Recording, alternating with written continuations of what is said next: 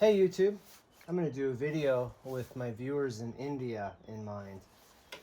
My most popular video on my channel features this Shanghai, China Model 62 that I got in 1985, and I'll show you what I've done to this just recently.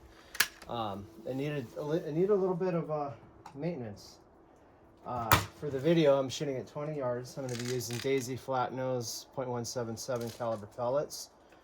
And the reason why is I shot one really good group with some JSB pellets, but then I couldn't replicate it, and these seem to be working okay.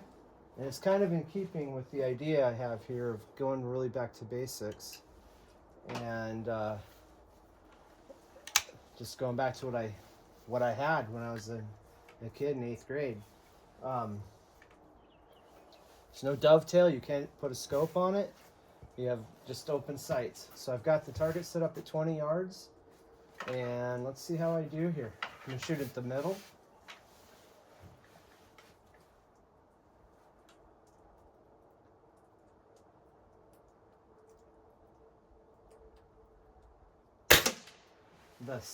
It's a direct sear trigger, but this gun, I shot it a lot as a kid, and it's got a lot of use on it, and it's just really cool. 1985 and still works.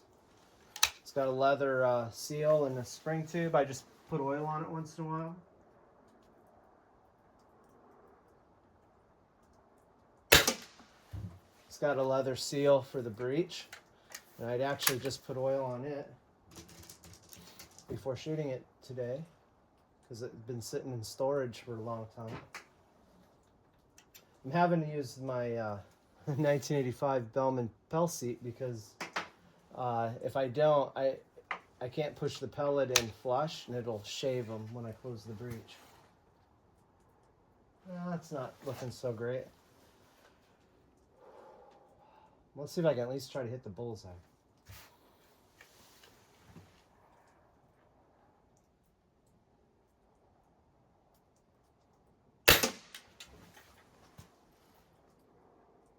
Alright, well, I'm stacking vertically to the left. I think when I cronied this in one of my other videos, I think I was shooting around 630. I don't know, that could be inaccurate. That's what sticks in my mind. I'm not sure.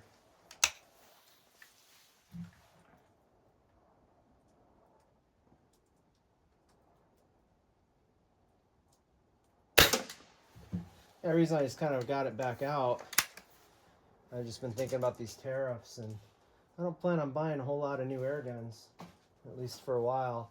And we'll see what the prices do. Maybe it's all about nothing, but I have a feeling everything's going to shoot up in price.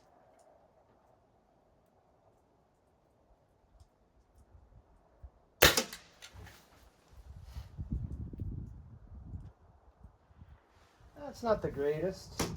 So let's see what happens. I'm curious, because these are 7.87 grain pellet, just so you guys know. And let's try some Meisterkugelns. Let's see what these are. These are also a wad cutter, and they're 8.2 grain. I'll shoot at the upper left. I don't think I make any difference. Remember, they fit. Oh, see, they fit a little tighter in the bore, or the breech anyway.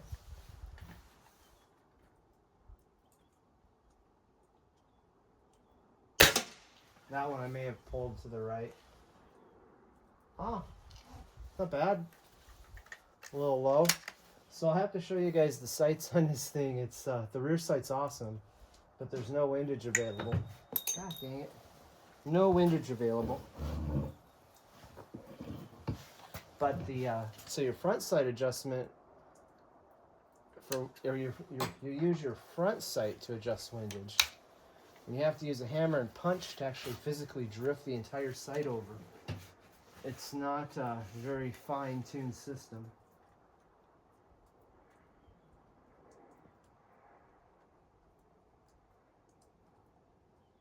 The rear sight is one of the coolest rear sights of any air gun I have.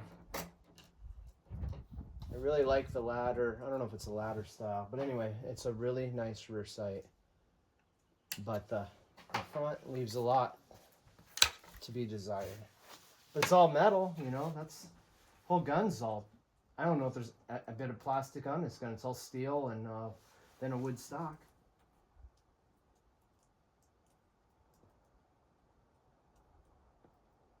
The trigger's direct sear.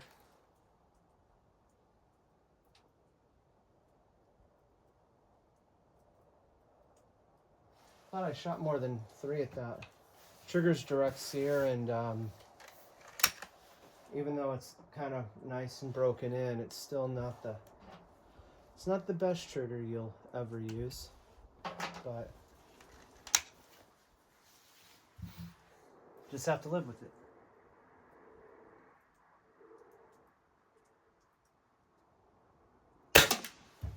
All right, one more shot and we're gonna look at the gun.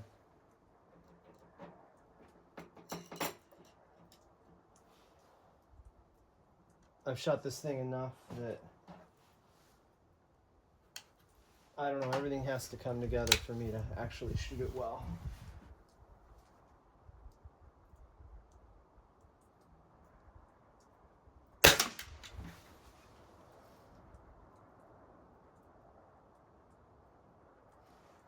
Well, that's not what I was expecting. Let's try some JSB 8.44 grain. I'll shoot at the upper right, and then we'll be done. I just want to see something here. I got my best group when I was testing pellets earlier with these pellets. They felt a little bit tighter in the breech, and let's see how it does now.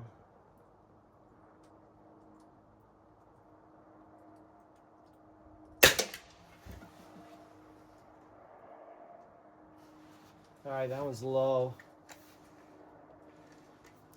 Let's raise it up one click, and we'll see how it does again. I noticed one thing, wearing glasses, it's harder to see the pellets before I put them in there.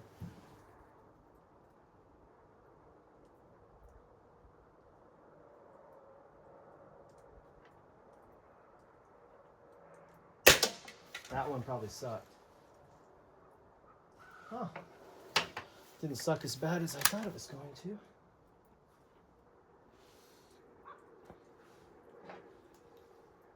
Well, we got 3 more.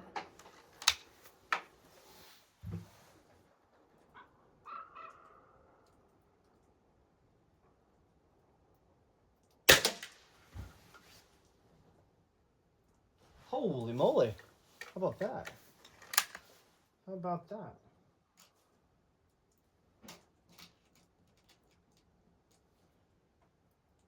Yeah, it'd be neat to see what this thing could do if it had a lighter trigger on it.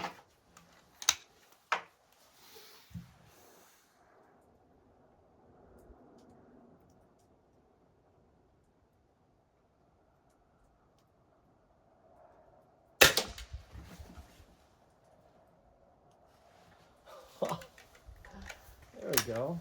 Just, I guess, getting a feel for it is the key. And I know I'm off to the right, but like I say, the windage, I'll show you guys, the windage is not precise to adjust.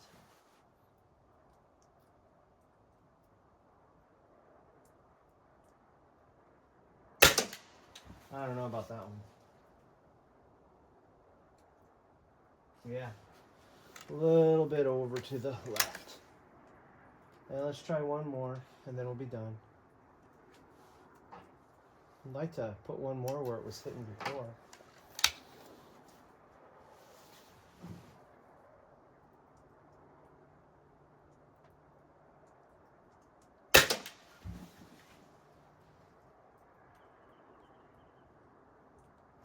You guys can tell better than me. All right, I'm gonna shut that camera off and we'll look at the gun and call it a video. Okay, so here's a close-up of the gun, and what I noticed initially was my barrel and breech was actually wiggly. between the forks here.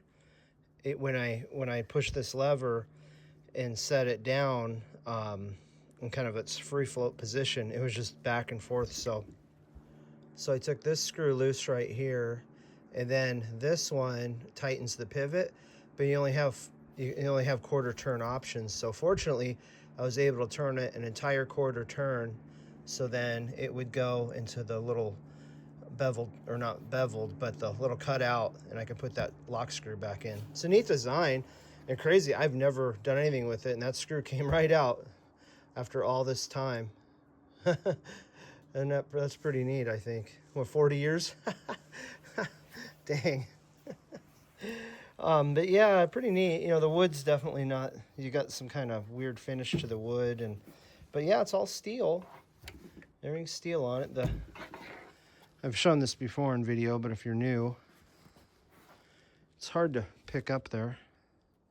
There you go, and you can see the writing. It's real faint. Shanghai, China, model 62. But the big thing is the front sight, and you can see it's in that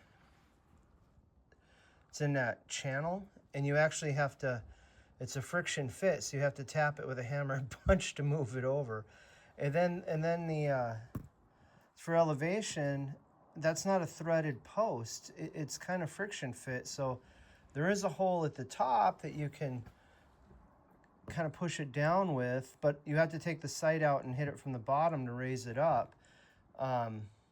Yeah, not great. Not for,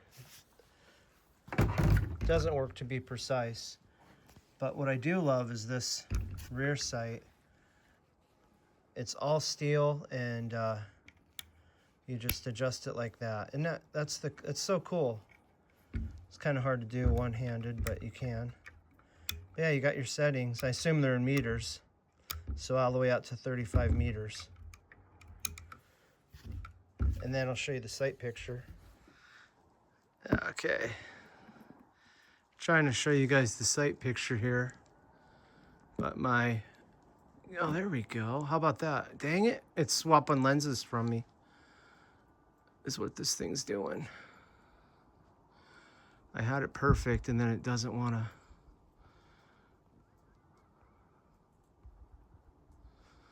Anyway, I think that's the best I'm going to do for you guys here. But you get the idea. It's a real small notch. So, hope you enjoyed the video.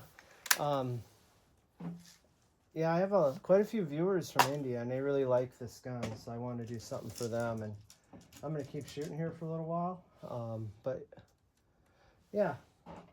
If you guys... Yeah, I'm curious what you guys are going to do when it comes to tariffs, because I plan on just sitting it out and not really buying anything. So I got this one back out. I've got plenty of air guns. I honestly don't need to buy any more. And I don't buy air guns just to buy them to create content. I buy the ones I want, and I don't go seek out companies begging them to give me stuff for free. Because then you're just becoming an infomercial at that point, and I don't have any interest in it or any passion. Making a video takes a lot of time. Well, the video itself, filming it's fine, but editing it takes quite a while. So anyway, guys, kind of curious what you guys are going to do with the tariffs, and fun to get this back out. And it's kind of funny. This is all I needed. I was content way back in the 80s when I was in junior high, and then we keep buying more and more, and more performance, and it just never ends. And it's like, I enjoying myself this afternoon just shooting this. So anyway, hope you enjoyed the video. That's all for now. Thanks for watching.